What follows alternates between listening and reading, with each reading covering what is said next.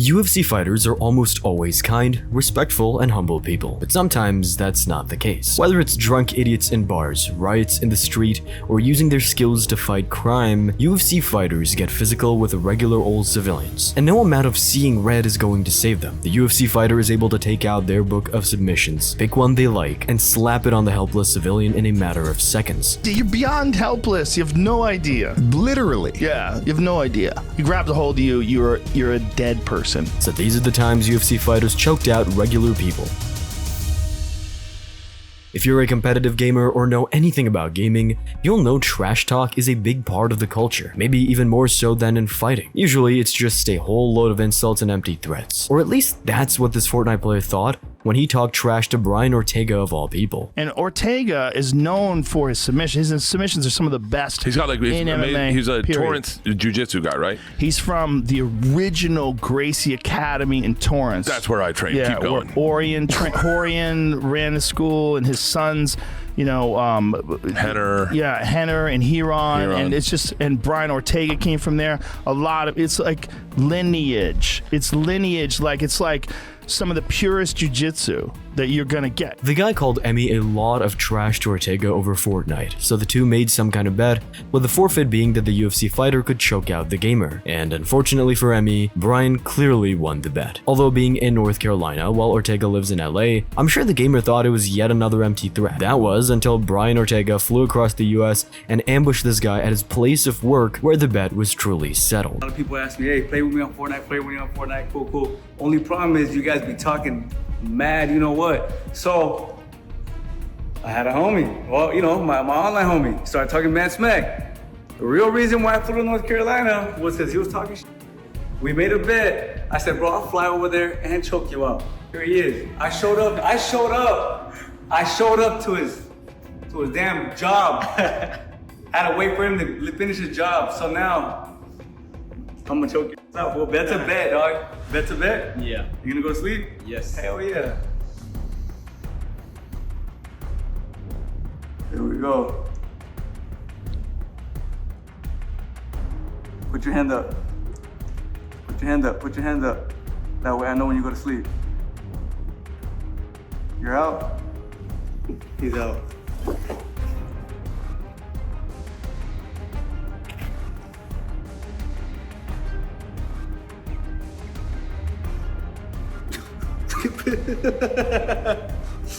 Stay Hey, man. I took a nap, man. How do you feel? I felt weird, Sit man. back down before you fall. No, I'm good. How do you feel? I'm good. Hey. I felt weird, man. What's That's kind of fun, man. Thankfully, it was all respectful between the two men. I like to think Ortega had another reason to be on the East Coast other than to just choke out some random gamer, but honestly, who knows? But this next time, the complete opposite happened, and it was actually the MMA fighter who took the loss. It was September 2021, and MMA fighter, full-time troll, and BJJ stud Dillon Danis made headlines for all the wrong reasons. Footage emerged of him on the receiving end of a rear naked choke from a bouncer.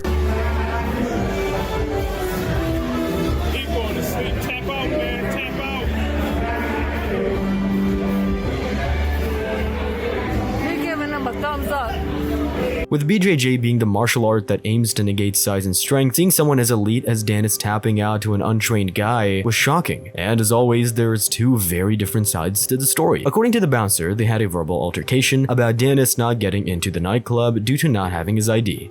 Later on, around 12:30, 11 o'clock, Dillon Danis came with 3 of his buddies, and I asked them for IDs, and 3 of the friends gave me IDs, and he never had one. He kind of was saying like, dude, how do you not know who I am? How do you not know? And all of his boys were kind of saying the same thing. And I told him like, look, dude, I don't know who you are. I got no idea. They said that he fights for the UFC, and I'm like, I don't watch MMA like that. Without having any ID, another bouncer basically just told Dillon there's no way he's getting in and he needs to leave. At that point, he just started mouthing off to us, to which I proceeded to tell him to get off the property. He did not like that. Got in my face, told him to back up. Then he proceeded to keep talking, like He does, as you can all see on social media. While Jake was having the conversation with Dillon and the other 3 guys, I walked behind Dillon. You know, he starts to kind of act up or get agitated, and in this case, Dillon Danis threw a punch at the other bouncer, Jake. He swung at me and he missed. He took a nice right jab right over my right shoulder. Missed completely. He then said things escalated, and Dillon threw a punch at the bouncer, which he dodged. After that, the bouncer called Chance showed some of his own BJJ skills. At that point, I grabbed him by his neck, brought him down to the ground, put him in a rear naked chokehold, and you know, whenever I'm doing something like that at work, for the first second or 2 of that going on, I am legitimately choking you out. I had him in a proper rear naked choke, and I choked him out for a second or so. Once he felt him tap, he tapped my arm, and I asked him if he's okay. And he proceeded to give me a thumbs up. And after that, I'm like, okay, dude, we're just gonna hang out here for a couple minutes until the police come, all right, man? Dillon's story is just a touch different though. He stated that a bunch of bouncers surrounded him after the ID incident and provoked him while he was just trying to be peaceful. Danis claimed he was injured and on crutches, so couldn't fight back anyway. You think you can do whatever you want, like you think I know you are, like this. I'm like, bro, like, come on, there's no point for this. Like, this isn't, I'm having one drink with my friend and his family, we're leaving. And he keeps going. And then a bunch of them keep going. And now it's like becoming a thing. So I'm not allowed to move. So I'm standing on the boardwalk. I would have left, you know? But like when you're in those places, you can call Uber. If you can call Uber, it takes at least an hour to come. So I'm standing there. I'm not allowed to walk because I'm on the crutch. I don't have the crutches. So I'm standing, and now these guys are like getting confrontational. Then they started getting physical. This one guy keeps tapping me in my head. He is like, yo, what happens if I do touch you? I was like, oh, this fucking guy, bro. I was like, hey, come on. I was like, yo, bro, stop. I'm trying to have fun. Please don't do that. And he goes, okay, I'm going to do it again. He starts tapping me on the forehead. And he's like, what happens if I do touch you? What are you going to do about it? And I was like, all right, it's on. So then, you know, a fight ensued. And then, so like, I can't move. So I can't like really like, I have like, I'm on crutches and whatever. And there was a bunch of cops there too. And like undercover cops, my friend got arrested by undercover cop. And once he knew cops were around, Dillon said he just let himself get submitted because he had nothing to gain and everything to lose at that point. Who knows which side of the story is true, but what we do know is that Logan Paul went and found that very same bouncer and hired him as a security guard. Of course, Logan and Danis went on to have a boxing fight against one another, and that was Logan's way of playing some mind games. Funnily enough though, Danis saw the funny side. I took the liberty of finding the bouncer that choked you out. And I hope he's here. Yeah, I flew him to London, and I hired him as my personal security. Oh, yeah. In fact, he's in this room right now. Is it? That's hilarious. And that's Chance, That's who hilarious. choked your ass out on the ground. That's so good. in case you try anything funny, Chance is gonna sick your I'll give him that. It is funny. I don't mind. But what about the time a female fighter choked a person in the military out cold? There's been dozens of cases like this, but one of the most documented was the time Paige VanZant put a guy in the military to sleep in front of hundreds of troops. It started when a bunch of UFC fighters went to visit the military, something they've done many times over the years. She was teaching how to perform a rear naked choke, with one volunteer letting her to put it on as tight as possible, and it of course went exactly how you'd imagine. So, and then I'm gonna pull up and squeeze with my arms, and then I'm gonna pull up on his head and then push it down with this hand. You ready? Good time.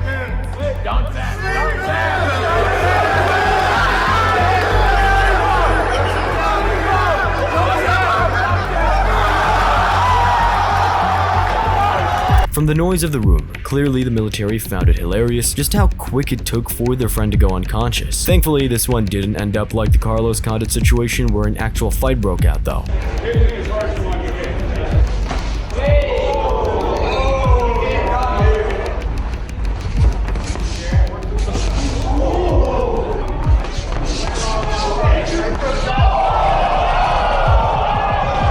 Even John Jones has been on camera choking out a random guy too.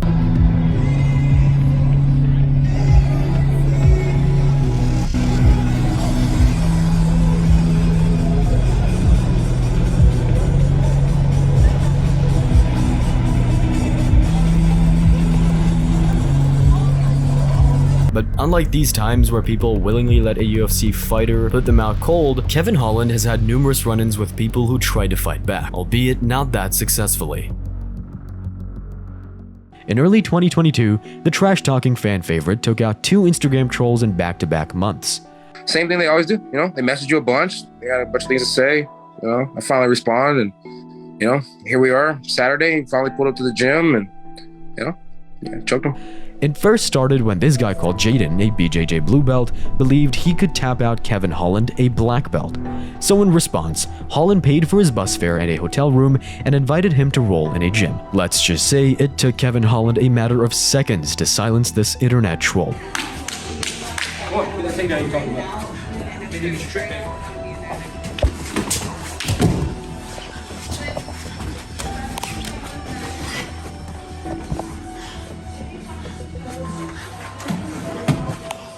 They asked you what you want to do in high school, ladies and gentlemen. Tell them you want to wrestle. Just in case you ever get a dick like Kevin Holland. But this next time, it wasn't an internet troll and instead a guy who tried to steal a car right in front of Kevin. It started when just 2 days after Holland co-main evented a UFC fight night and Kevin was driving around like normal, only to see a guy steal a car and speed off. I was driving down the street. Some guy comes zooming out the parking lot. Some guy's running behind him. He's like, yo, he stole my car. So I was like, yo, I've been quarantined for a week.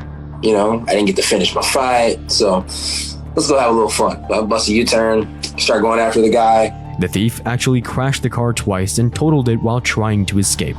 It meant he had no choice but to get out and flee on foot, but Kevin Holland was on his tail. And considering his long, tall, and athletic frame, I'd imagine Holland is no slouch when it comes to a 100-meter dash. I'm chasing down after him, and he like reaches down, he kind of goes like this. I don't know if he's saying stop, what? I go like this coffee mug, and then, hit him with a little sweep, get on top, knee on belly, hit him with a little, Khabib scarf hold. He was like, I can't breathe. So that's when I picked him up, put him on the curb. The police eventually arrived and took over, with Kevin being the hero of the story. And funnily enough, Holland actually has a track record of fighting crime in his neighborhood. Within the space of just a few months in 2022, he took down this car thief, choked out a gunman in a sushi restaurant, caught another thief in a liquor store, and helped rescue the driver of an 18-wheeler that had overturned. But that story pales in comparison to perhaps one of MMA's most iconic street fight stories featuring Boss Rutten.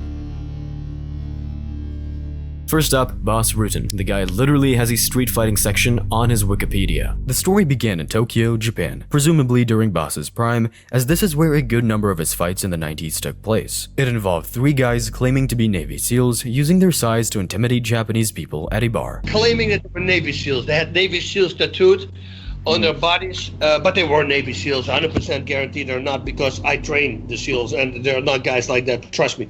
So, and they came in, and what happened was I was standing, and I see these, there's a long, it's called Motown, is the bar it's called in Roppongi, in Tokyo. And it's a long bar. And I see so many people flying left and right. They go, what's going on? And I'm looking, and these 3 guys came, and they pushed all these little Japanese people to the side. And then they made the grave mistake. They pushed Boss to the side like he wasn't even there. And sure enough, they pushed me as well. I say, hey guys, come on, man. What are you guys doing? And right away, they surrounded me. And you want to go, man? You want to go? Bring it outside? To make matters worse, Boss wasn't alone. With him was UFC tournament winner and former Pancrase champion Guy Mezger, former UFC, WEC, and Strikeforce champion Frank Shamrock, and a bunch of other fighters. But even in such formidable company, Boss was the one you wouldn't want to have a street fight with. And Guy Mezger warned these so-called Navy SEAls. He says, we're all professional fighters. Oh, I don't give a crap. I don't give a crap. He says, yeah, I know, I understand that, but from all of us, that's the worst guy to pick a fight with. You shouldn't do this right now. And the guy goes, oh, so you want to go outside? I said, cool. Who do you want to fight? I said, I'll fight all 3 of you. Even with all that backup, Boss happily agreed to fight all 3 of them just by himself, which should have been the sign that they were messing with the wrong person. But with that extra confidence, delusion, and arrogance that only alcohol gives you, the 3 guys stepped outside the bar ready to duke it out. Little did they know, they were about to fight one of the greatest fighters in the world at the time. And despite being 3-on-1, they were no match whatsoever. We're walking outside, 2 of them got dropped instantly. I go bong bong. Now just 1-on-1, Boss decided to play with his food. Then I told the guys, I say, you know what? I'm not going to knock him out. I'm going to submit him. You know, I didn't want to do favors. So I remember I got him in an armbar first. He taps, he says he wants to quit. I let him go, and right away he attacks me again. Whatever submission it was, Rutten was enjoying himself, but with the guy continually tapping out, only to attack him, he decided to choke him unconscious. And to somehow make matters worse, they publicly humiliated the last guy just to teach him a lesson that he isn't as tough as he thinks. Everybody goes, Boss, just choke him out. I go, okay. And so I choke him out. We laid him on the ground. I believe we pulled his pants down and we were just waiting for him to wake up. That's what I believe we did at the time. And of course, he got very embarrassed when he woke up. When Boss goes up against untrained fighters, that's always going to be the outcome. And while Rutten definitely looks like someone you shouldn't mess with, someone unassuming but equally as deadly when it comes to grappling is Ryan Hall. And sadly for this drunk guy at a restaurant, he learned that the hard way. Let him out. Yo, hey! I'm here for police. Stay on the side. Just stay on the side. The story began with Ryan Hall out in a pizzeria with some family and friends. Everything was normal until a drunk customer started creating a scene. Nose off, dude. I have gotten 302'd 4 times. Joe, I've been to the mental institution 4 fucking times. Get the fuck off. I'm shocked. Get out. Get out. After being aggressive with almost everyone in the room, he turned his attention to Ryan Hall. Clearly, the MMA meme of Ryan Hall looking like one of the least dangerous fighters came true, because little did he know he was picking a fight with one of the greatest BJJ specialists in the history of MMA. Ryan remained calm, but once the guy got a bit too close to his face, the BJJ world champion had no choice but to get physical. Back off. Ryan.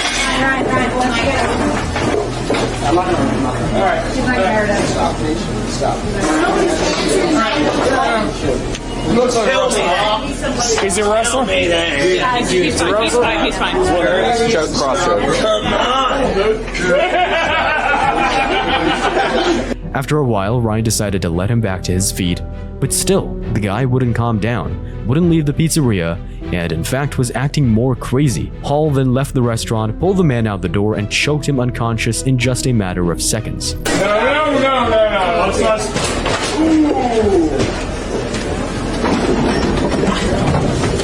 Hi, kid. Kid, don't do that. Put him to sleep and wake up, he'll be fine. Let him out. Yo, hey! I'm here for police. Stay on the side. Just stay on the side, right? No, it's not here. The police turned up shortly, and that was that.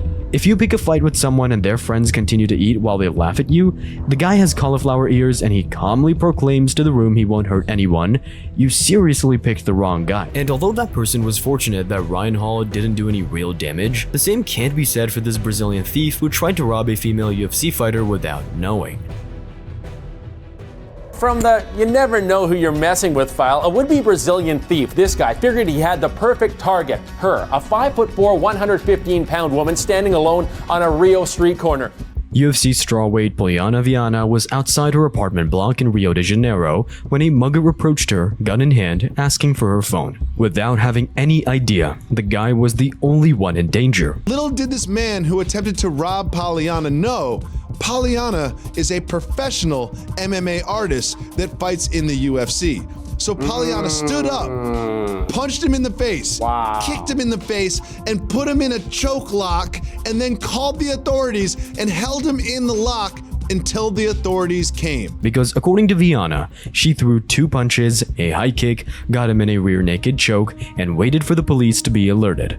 But judging by the look of his battered face, it might have been more than just a couple punches and a kick. It turned out the gun was actually a fake, made entirely of cardboard. In the end, the Brazilian police deemed that Viana was acting in self-defense, and that was that. So not only did this guy fail to steal a phone, he got battered by a female UFC fighter, his photo plastered everywhere online, and ended up getting taken by the police. All in all, it was a pretty bad day. But while that time, it was an aspiring thief who got shown what's what. This time, one regular guy came face to face with one of MMA's most notorious gangsters in the middle of a street brawl. It was after a Misfits boxing event back in 2023 where Nate Diaz was there supporting a teammate and clearly wanted some of the action of his own after the show. In the brief video footage we have, a brawl went down outside some bars when a guy approached Nate Diaz with his hands up, indicating he didn't want to fight. Well, if you knew Diaz, you would have known he wouldn't care one bit, because the 3rd-degree black belt latched up a guillotine and choked the man unconscious in a matter of seconds. Oh yeah, Logan.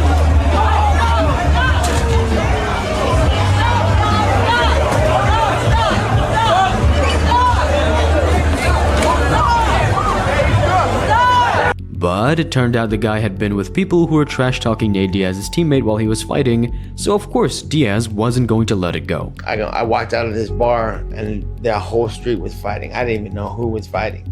I was like, oh shit. It was late, it's 2 a.m. So I started running around to the other side of the street where I saw some of my other homies over there, and I started crossing the street. I'm looking, and then fake Logan Paul runs up in my face. Like, whoa, whoa, whoa, whoa. And I'm like, whoa, back the fuck up. And I grabbed him by his hands. Cause he's like, whoa, whoa, like, this fool's gonna hit me. He's like, I'm like, back up. And he pushed into me. Fuck. And when he pushed into me, I had my headlock, and then the whole street was going crazy. Like, these fools are gonna fuck me up. So I choked his ass. Then, just a few hours later at 7 a.m., Diaz turned himself in to the police. He was eventually released on a $10,000 bond, with his attorney claiming he was acting in self-defense. But the story was far from over there. It turns out the guy, who everyone coincidentally pointed out was a Logan Paul lookalike, actually was an amateur MMA fighter, albeit not a good one. According to ShareDog, he was 0-5 as an amateur, with his nickname being Not Logan Paul, and in the aftermath, he actually tried to sue Nate Diaz, claiming severe injuries to his head, neck, and brain. So I walked up to him, I was like, hey dude, calm down. Yeah, I would have bought him a drink, okay? I did not think that he walks up to me, grabs both of my hands, I'm like, oh dude, calm down. He grabs both my hands, tosses it down, throws a hook, lands on my jaw, pulls me down into a guillotine choke, but it's not like a basic guillotine choke. You know, your head's not right here, okay? His wrist was up tight, forcing the head into the solar plex, putting a deeper style choke, okay? Now, not only am I being choked out by Nate freaking Diaz, but I have 2 of Nate's friends. One of them's in the UFC, blast me in my ribs, okay? And by this point in time, I'm pretty sure I was already asleep. That choke was tight. He also wanted to recover damages due to suffering mental anguish, loss of enjoyment of life, psychological distress, medical expenses, and lost income due to being unable to work. I'm on the ground, the back of my head hits the street, I end up with 8 staples and a severe concussion.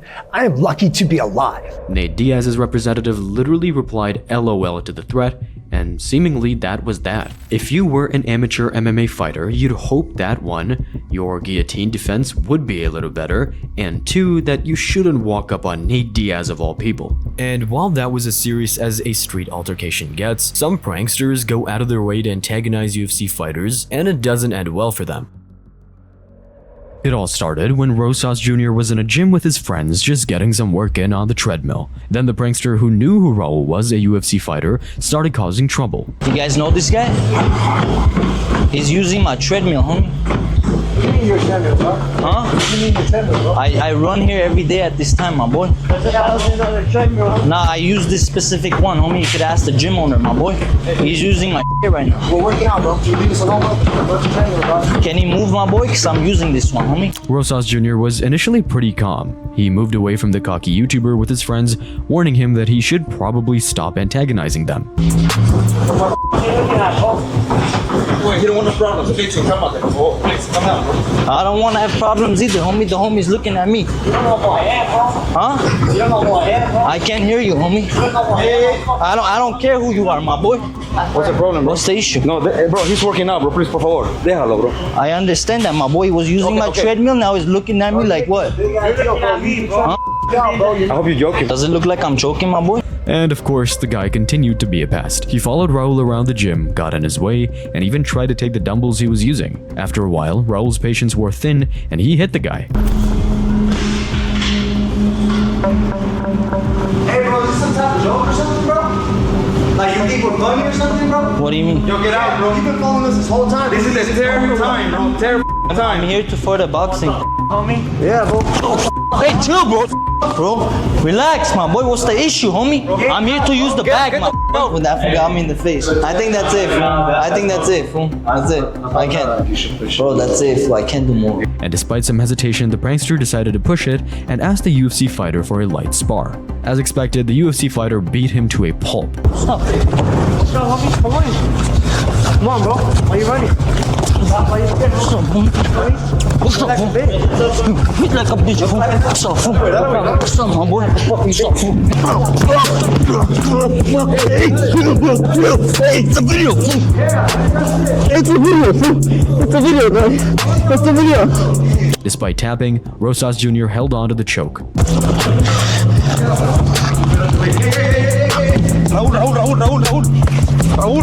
Raul. Hey, wait, no, Raul. Now, there is some speculation that the whole interaction was staged, but even if it was, that beating was 100% real, and whatever notions this guy had about being tough were completely erased. Thanks for watching this video. If you enjoyed it and you're still here, go hit subscribe. We'd really appreciate it. Thanks, and we'll see you in the next one.